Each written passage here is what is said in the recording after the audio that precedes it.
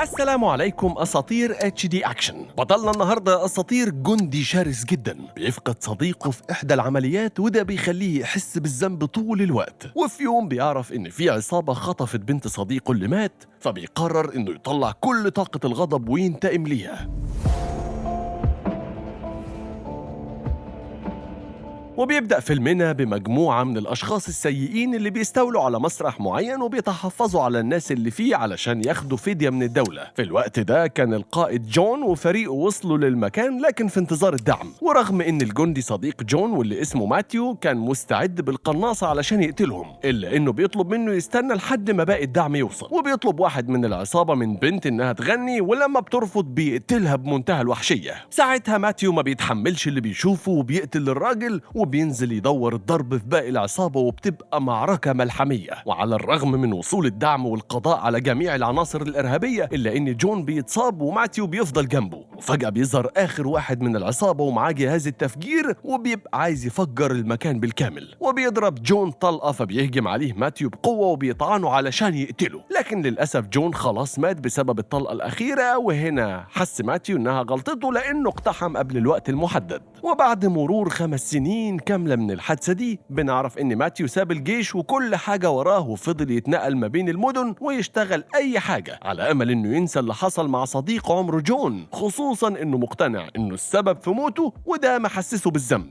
وفي يوم بيطلع ماتيو صورة ليه مع جون ومراته هيلين وبنته الصغيرة اللي كان لسه مخلفها، وبيفتكر أيامه الحلوة معاهم، وبيقرر بعد غياب 5 سنين إنه يروح يطمن على هيلين والطفلة. وبالفعل بيجهز كل الأوراق اللازمة وبيتجه على المدينة اللي فيها هيلين. وفي الوقت ده في نفس المدينة بتكون الشرطة بقيادة شيرا وفيشر بيقبضوا على شحنة ممنوعات كبيرة جدا، وواحد من المجرمين بيشتم شيرا، فبيتضايق فيشر وبيضربه وبياخده معاه. وبنلاقي واحد من أتباع زعيم العصابة الخطير جابريال موجود في المكان، وبيبلغ جابريال إن الشحنة بتاعته تم القبض عليها خلاص. وبنعرف إن الراجل اللي شتم شيرا في الحقيقة هو جاسوس خاص بالشرطة ومزروع مع العصابات علشان يقدروا يقبضوا عليهم في الوقت المناسب. في نفس الوقت ده بتكون هيلين اتجوزت من سمسار في البورصة اسمه بول، واللي بيعمل صفقات بالملايين بفلوس غيره علشان يقدر يطور من شركته، واللي من ضمنهم كانت فلوس جابريال. بعدها بيوصل ماتيو لبيت جون علشان يقابل هيلين، وبيشوف الطفلة الصغيرة قدامه وبيستغرب شكلها لأنها كبرت. وهيلين بترحب بيه جدا لأنه كان بمثابة فرد من العيلة بتاعتهم زمان، لكنها بتبقى لسه مستغربة ليه ماتيو ما جاش العزا بتاع جون. بس ملامح ماتيو الحزينة بتجاوب لوحدها علشان تفهم هيلين إنه مر بفترة سيئة جدا بعد فقدان صديقه. ولما بيعرفها ماتيو إنه جاي هنا علشان يقول لها إنه كان السبب في موت جون، بتتعصب هيلين جامد لأنه جاي يفكرها بالحاجات دي بعد ما عدت السنين وهي نفسها نسيت واتجوزت وبتحاول تكمل حياتها من بعد جون. فبيعتذر لها ماتيو وبياخد بعضه وبيمشي، لكنها بتروح وراه، ولما بتعرف إنه ما عندوش مكان يعيش فيه بتقرر إنها تستضيفه في بيتها لفترة، وبيوافق ماتيو. في الوقت ده جابريال كان قاعد في المطعم بتاعه اللي ما فيهوش أي زباين خالص بسبب إن الأكل مش أحسن حاجة، وبيفضل يزعق مع الشيف لأنه مش شايف شغله. وأصلا جابريال عنده مشاكل كتير اليومين دول لأن خسر فلوس كتير بسبب القبض على الشحنة بتاعته. بعدها بيجتمع مع الرجالة بتوعه وبيطلب منهم يعرفوا مين اللي وشى بيهم وسلم الشحنة للشرطة علشان يتخلصوا منه فورا قبل ما يعملوا أي عملية تانية، وإلا هيبقوا في خطر. أما في بيت هيلين بيوصل بول وبيعرف موضوع ماتيو عند هيلين وبيرحب بيه كضيف عندهم. وبيفضل ماتيو قاعد لوحده وبيفتكر ذكرياته مع جون والمهمات القوية اللي كانوا بيعملوها سوا، خصوصا إنهم كانوا نخبة النخبة لدرجة إنهم بيتكلموا ويهزروا وهم بيقتلوا عناصر إرهابية بمنتهى السهولة. وقتها جون كان بيعرف ماتيو بموضوع حمل هيلين وإنه مستني مولوده الجديد، وبيبقى ماتيو حزين جدا بسبب فقدان جون حتى الآن، لدرجة إن بول لما بيحاول يتعرف عليه ويتكلم معاه شوية بيلاقيه ساكت ويدوب بيرد على قد السؤال وخلاص، فبيسيبه قاعد لوحده وبيسكت. ولما بيدخل بول للبيت بيقول لهيلين إن ماتيو حزين جدا وموت جون مأثر عليه بشكل كبير. وتاني يوم بيصحى ماتيو وبيطلع يجري شوية علشان يحافظ على لياقته البدنية العالية. ولما بيرجع البيت الطفلة بتديله الكلب بتاعها علشان يخلي باله منه لحد ما ترجع من بره مع هيلين. وفي نفس الوقت ده في شركة بول بيتفاجئ بجابريال داخل عليه وبيفهم إن في مصيبة، وبيبقى تم تبليغ جابرييل إنه خسر 15 مليون يورو في الصفقات بتاعة بول. ولما بيسأله عن سبب الخسارة بيبدأ بول يقول له كلام معقد وإن السيستم كان فيه مشكلة وحاجات بتخلي جابرييل يتعصب أكتر، وبيطلب منه يجيب له الفلوس بكرة وإلا حياته وحياة كل اللي بيحبوهم هتبقى في خطر. أما في البيت فبيقرر ماتيو يسلي نفسه شوية وبيبدأ يقطع الخشب علشان يعمل بيت للكلب،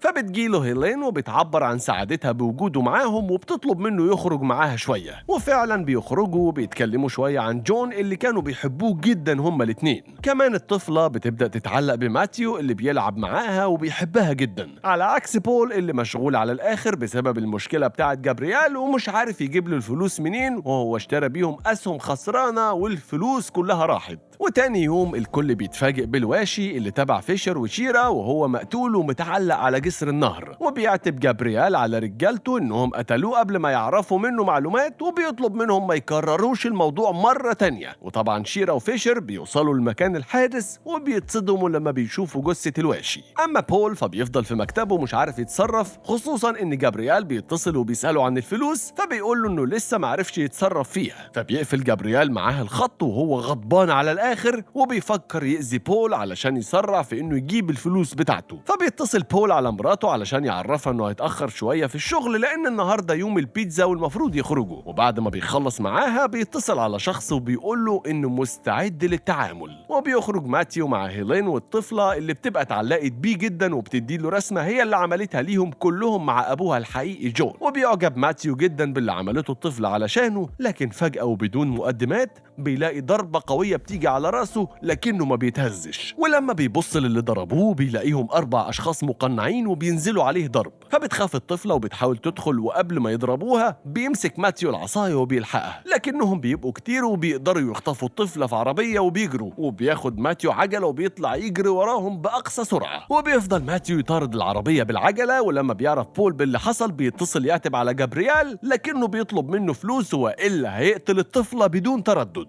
أما ماتيو فبيقدر ينط فوق العربية بتاعتهم وبيشيل واحد منها وبيرميه، لكن البنت بيبقى تم نقلها في عربية تانية والعربية بتعمل حادثة، فبيفقد ماتيو الوعي لما بيقع على الإزاز بيكسره، وبيفضل يفتكر أيامه مع جون لما كان بيتدربوا سوا وإنه كان الصديق الوفي الوحيد ليه، لدرجة إن جون كان كل شوية بيوصيه على هيلين والطفلة. وهنا بيفوق ماتيو في المستشفى وهو غضبان على الآخر لأنه متكلبش في السرير، وبيتفاجئ الكل إن ماتيو ساحب السرير وبيخرج من الأوضة علشان ينقذ الطفلة، فبيفك له العميل فيشر الكلبش لكنهم بيسألوه عن علاقته بالموضوع، لكن ماتيو بيعاملهم وحش وبيعرفهم إنه هيتصرف وهيجيب الطفلة بنفسه طالما هم مش عارفين يعملوا شغلهم. وبيفهم ماتيو من كلام شيرا إن ممكن يكون الخطف ده موضوع شخصي وهيروح للمكان اللي بيتجمع فيه العصابة دي ويعرف الطفلة فين بالظبط. في الوقت ده جابرييل بيكون متحفظ على الطفلة معاه وبيحاول يطمنها إنها هتبقى كويسة، وبيعرف من الحارس بتاعه إن بول ما قالش حاجة للشرطة لأنهم كانوا بيراقبوه في المستشفى.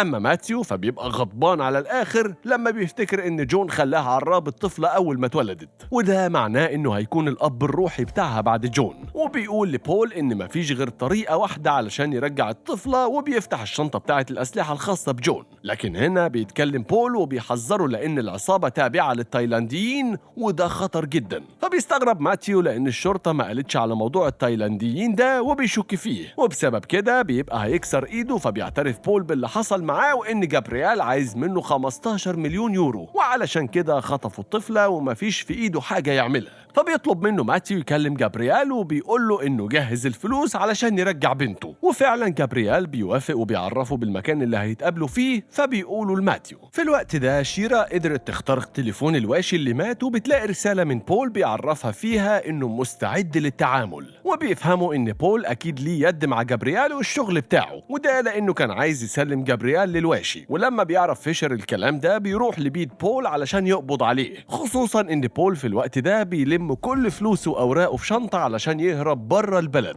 أما ماتيو فبيوصل أخيرا للمكان اللي هتتم فيه المبادلة ومعاه شنطة المتفجرات وهم مفكرينها فلوس، لكنه بيتفاجئ إنهم ما جابوش الطفلة معاهم وبياخدوا منه الشنطة بالعافية لأن عددهم كبير وممكن يقتلوه. لكن أول ما بيركبوا العربية القنبلة بتشتغل وبتنفجر العربية، وساعتها ماتيو بيتخلص من باقي اللي عايشين وبيمسك واحد علشان يعرف منه مكان الطفلة. في نفس الوقت بيوصل القاتل الخاص بجابرييل وبيهدد بقتل هيلين وفيشر بيقف قدامه، وبول لما بيشوف اللي بيحصل بيستخبى وبيسيب فيشر يدخل في قتال عنيف جدا مع القاتل اللي بيشرحه حرفيا من كل حتة. وماتيو بيفضل يعذب الراجل اللي مسكه وبيغضب منه اكتر لما بيقول له انهم هيبيعوا الطفلة بره البلد ومش هيشوفها تاني، وبيستخدم جهاز علشان يفصل الراجل عن بعضه، فبيضطر الراجل يقول له على مكان الطفلة بالظبط. بس ماتيو بيبقى متعصب منهم وبيشغل الجهاز من تاني علشان يفصل جسمه نصين ويموت. اما هيلين فبتفضل تساعد فيشر اللي اتصاب اصابات بالغة وبتطلب المساعدة من بول، لكنه بيعتذر لها وبياخد بعضه وبيمشي علشان يهرب لوحده. بس اول ما بيركب العربية بتاعته بيلاقي القاتل معاه في العربية وبيحط السكين على رقبته، وبدون تردد بيذبحه في الحال. وبتوصل شيرا أخيرا للبيت وبتنقذ فيشر قبل ما يموت، وبيجي لها اتصال من ماتيو بيعرفها المكان اللي فيه الطفلة وبيطلب منها الدعم فورا وبيقفل. فبتقرر شيرا إنها تاخد بعضها وتروح تساعد ماتيو لوحدها. في الوقت ده جابرييل كان قاعد بيتكلم مع الطفلة وبيسألها عن ماتيو، لكنه بيغضب جدا لما بتقول له الطفلة إنه هيجي وينقذها منهم مهما كلفوا الأمر. وبالفعل بيوصل ماتيو، لما الحراس بيرفضوا إنه يدخل بيضربهم بسهولة وبيدخل للمكان،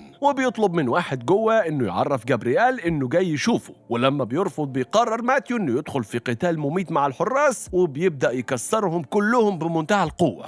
ماتيو صاحب قوة جسدية ومهارة عالية جدا. شيرا نفسها اول ما بتوصل وبتسمع ضرب النار بتتأكد ان ماتيو دخل للمكان لوحده، وبتدخل شيرا تساعد ماتيو في القضاء على رجالة جابرييل واحد ورا التاني بسرعة وبمهارة كبيرة جدا. وبيتصاب ماتيو في بطنه وكتفه بالرصاص، لكنه مش بيتأثر قوي وبيفضل يقاتل بمنتهى القوة لحد ما الحارس الشخصي بيعرف جابرييل باللي بيحصل وبيطلب منهم يمشوا من المكان بسرعة قبل ما ماتيو يقتلهم. ولما بيدخل جابرييل بيلاقي القاتل والحارس واقفين، فبتقرر شيرا تشترك في القتال ضد القاتل لأن الحارس ضخم جدا ومش هتقدر عليه. وبالفعل بيبدأ بينهم قتال من أروع ما يكون. الحارس بيحاول يأذي ماتيو على قد ما يقدر وبيوجه له عدة ضربات بسبب ضخامته هو كمان. وشيرا بتحاول مع القاتل لكن مهاراته كانت خرافية حرفيا، وبيستخدم السكاكين بشكل كويس جدا وبيقدر يديها كذا طعنة وبتبقى خلاص هتموت. كمان بيحدفها بسكينة في كتفها، وبيحدف ماتيو بعدها اللي كان خلاص هيموت لكنه قدر يضرب الحارس ويوقعه. وبيروح للقاتل يكمل معاه القتال الصعب جدا لحد ما بيمسكه ماتيو جامد وبيكسر رقبته، وبيجري على الحارس اللي كان هيقتل شيرا وبينجحوا في قتله هو كمان أخيرا. وبكده يبقى جابرييل لوحده، وهنا بيطلب منها ماتيو تمشي وهو هيكمل الطريق لوحده. وبيقف قدام جابرييل والدم والإصابات في جسمه من كل اتجاه،